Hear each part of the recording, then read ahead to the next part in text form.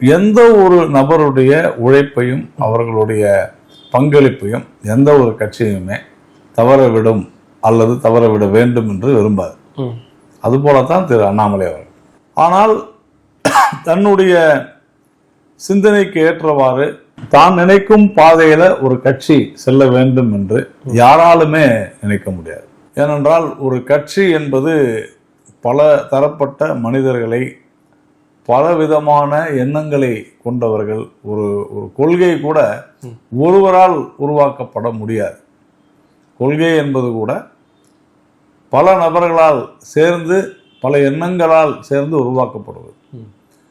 அப்படி இருக்கும் பொழுது ஒரு கட்சி தான் விரும்பியபடி செயல்பட வேண்டும் என்று யாரேனும் நினைத்தால், நான் உட்பட, அது அவ்வளவு சரியாக வருமா என்று எனக்கு புரியவில்லை. அது மாதிரி நடக்காது என்று நான் கருதுகிறேன்.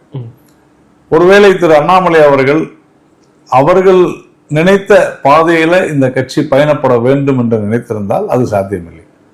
ஏனென்றால் இது ஒரு தேசிய கட்சி. இப்ப தமிழ்நாட்டில் இன்றைக்கு திராவிட முன்னேற்ற கழகத்தை எடுத்துக்கொண்டால் அது ஒரு குடும்பத்தினுடைய ஒரு கட்சியாகத்தான் நாம் பார்க்கிறோம். கருணாநிதி அவர்கள், ஸ்டாலின் அவர்கள், உதயநிதி அவர்கள், அதே போல திரு எம்ஜிஆர் அவர்கள், செல்வி ஜெயலலிதா அவர்கள், இப்ப அடுத்ததுல திரு எடப்பாடி அவர்கள், இப்படி வருது. எல்லாமே பர்சன் பேஸ்டு பார்ட்டிஸாக தான் இருக்கு. அது திரு வைகோ அவர்களாகட்டும், மதிமுக, திருமதி விஜயகாந்த் அவர்களாகட்டும், சீமான் அவர்களாகட்டும், பார்த்தீங்கன்னா எல்லாமே திரு விஜய் அவர்களாகட்டும், எல்லாமே ஒற்றை தலைமையில இருக்கக்கூடிய ஒரு கட்சிகள் தான். பெரும்பான்மையான கட்சிகள் எல்லாமே ஒற்றை தலைமையில் இருக்கக்கூடிய கட்சி. பாரதிய ஜனதா கட்சியும் கம்யூனிஸ்டுகளும் மட்டும்தான் கூட்டு தலைமை இருக்கக்கூடிய கட்சிகள். அதனால இப்படித்தான் இந்த அமைப்பு இருக்கிறது, இந்த கட்டமைப்பு என்பது இப்படித்தான் இருக்கிறது என்பது திரு அண்ணாமலை அவர்களுக்கு தெரியும்.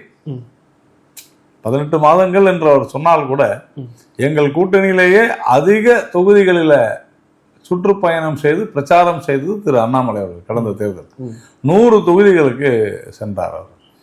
அதே போல அவருடைய வேகம், மிக சிறந்த ஒரு இளைஞர், மிக சிறப்பாக பணியாற்றினார் என்பதில் மாற்று கருத்தே கிடையாது.